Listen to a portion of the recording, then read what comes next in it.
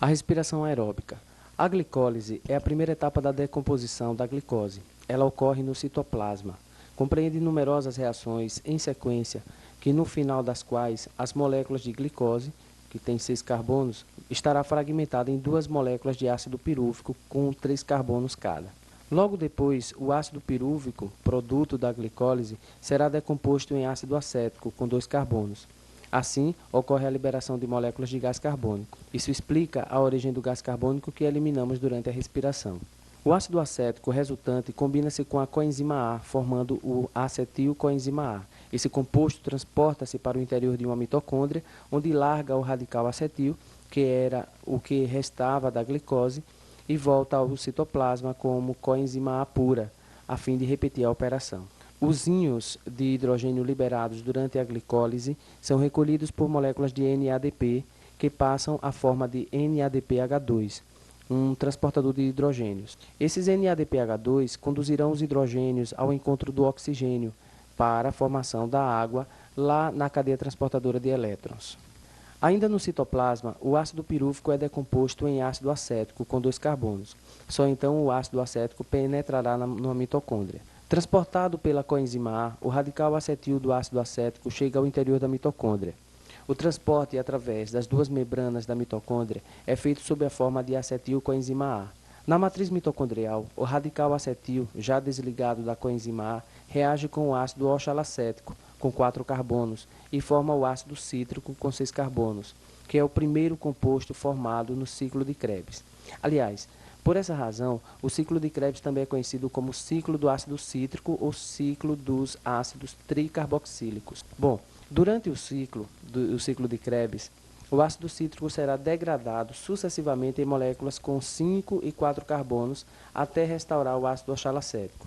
Durante as reações de oxidação que se passam na glicólise e no ciclo de Krebs, sob a ação de desidrogenases específicas, por várias vezes liberam-se íons de hidrogênio, que são prótons, e seus respectivos elétrons. Eles são recolhidos e transportados por um sistema especial de transportadores até o encontro final com o gás oxigênio. Esse transporte constitui a terceira etapa do processo respiratório celular e é conhecido como cadeia respiratória. Os prótons e elétrons são recolhidos pelo NAD, nicotinamina adenina dinucleotídeo, e pelo FAD, flavina adenina dinucleotídeo. Destes, eles passam para uma cadeia de citocromos. É durante esse trajeto que os elétrons desprendem energia, passando de um nível energético mais alto para um nível energético mais baixo. Moléculas de ADP aproveitam essa energia para armazená-la numa ligação com o novo radical de fosfato inorgânico, transformando-se então em moléculas de ATP, trifosfato de adenosina. Essa passagem é chamada fosforilação oxidativa. É verdadeira finalidade de todo o mecanismo de respiração aeróbica.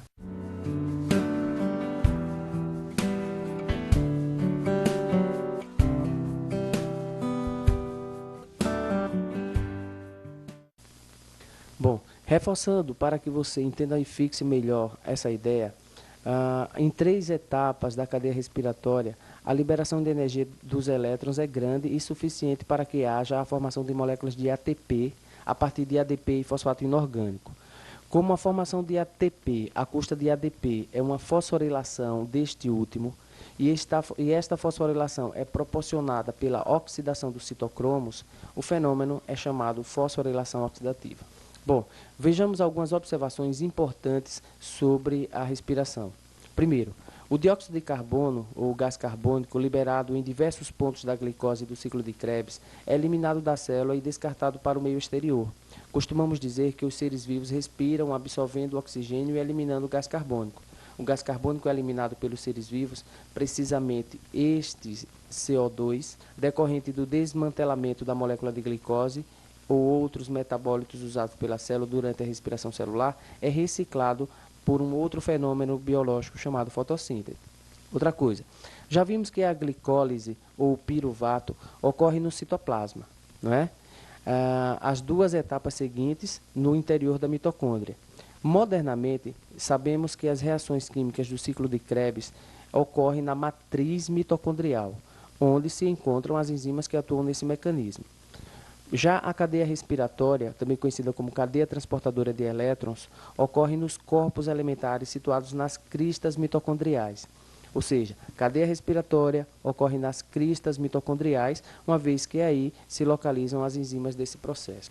Em experiências laboratoriais, ficou comprovado que a combustão de um mol de glicose dá 680 mil calorias aproximadamente.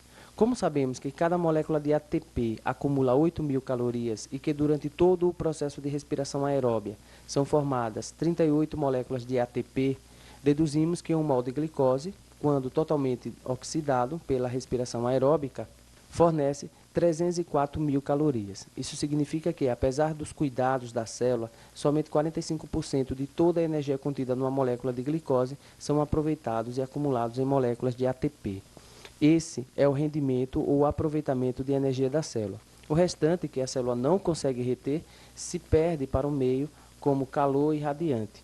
Mesmo assim, seu rendimento é muito bom, pois as melhores máquinas já construídas pelo homem não conseguem ter rendimento acima de 30%. Né?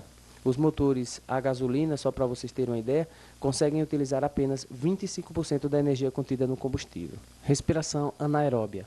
Algumas bactérias fazem a degradação de moléculas orgânicas à semelhança do que vimos na respiração aeróbica, mas os aceptores finais dos hidrogênios são compostos inorgânicos, como um nitrato, um sulfato ou um carbonato. Dessa forma, também os íons de hidrogênio são ou serão retirados do meio intracelular, evitando a acidose do protoplasma. Como a respiração ocorreu sem oxigênio, ela é chamada de anaeróbia, do grego an, sem, não, aeros, a, e bios, vida. São mais comuns, entretanto, os seres que realizam uma outra forma de respiração anaeróbia, pela qual os hidrogênios liberados são recolhidos por compostos orgânicos provenientes da própria degradação da glicose. Nesse fenômeno, a glicose não é totalmente desmantelada ou oxidada. Os produtos finais ainda são compostos orgânicos com ligações entre carbonos. Em face disso, resta certa quantidade de energia contida nessas ligações. A célula não consegue aproveitar ou retirar toda a energia da glicose. Essa forma especial de respiração anaeróbia é conhecida como fermentação. A fermentação é realizada por alguns micro-organismos. Fungos microscópicos de ação fermentativa são denominados levedos ou leveduras. O Saccharomyces cerevisiae é uma levedura que, na intenção de obter energia, decompõe a sacarose, açúcar comum, em glicose e frutose, passando a seguir a oxidação da glicose. Mas a glicose, nesse caso, sofre apenas a glicólise, pois decompõe-se em duas moléculas de ácido pirúvico que atuam como aceptores de hidrogênio, dando 2 moles de álcool etílico e 2 moles de gás carbônico. E o processo termina por aí. Na fermentação, não ocorre ciclo de Krebs nem cadeia respiratória. Importante, preste atenção. Nas fermentações, só ocorre a glicólise. Não tem ciclo de Krebs, não tem cadeia respiratória. Nesse tipo de fermentação, são produtos finais o álcool e o gás carbônico.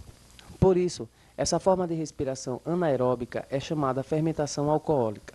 Muitas bactérias, como as que fazem a coagulação do leite, decompõem a glicose em ácido pirúvico e este em ácido lático. Cada mol de ácido pirúvico, agindo como aceptor de hidrogênio, recebe 2 hidrogênios e se transforma em 1 mol de ácido lático. Essa forma de fermentação é chamada fermentação lática. Bom, ela é realizada. Quem realiza a fermentação lática? Basicamente, os lactobacilos acidófilos, encontrados largamente em nossos intestinos. Então, distinguimos 2 tipos de fermentação: a alcoólica, realizada pelas leveduras, e a lática, realizada pelas bactérias. Vamos ver algumas observações finais.